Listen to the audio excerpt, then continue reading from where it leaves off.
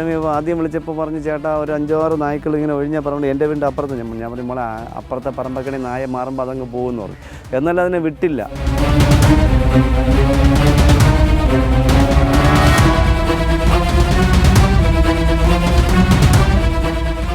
കാണുന്നില്ല പക്ഷേ എന്നെ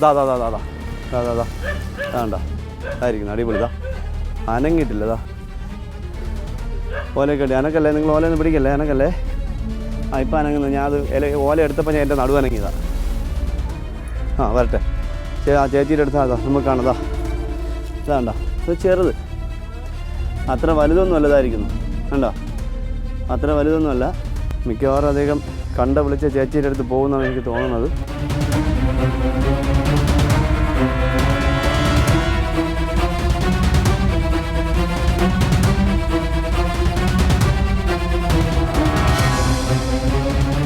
ഇതാ പോണേ ഇതാ നോക്കിക്കോ ഇതാ പോണേ.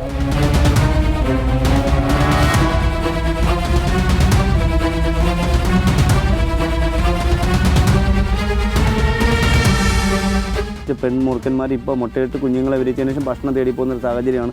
അപ്പോഴൊക്കെയാണ് എഴിച്ച് ആരോഗ്യക്കുറവായതുകൊണ്ട് ഇത്രയും നായ്ക്കളുടെ മുന്നിലേക്ക് ഇങ്ങനെ എണീറ്റ് നിൽക്കുന്നത്.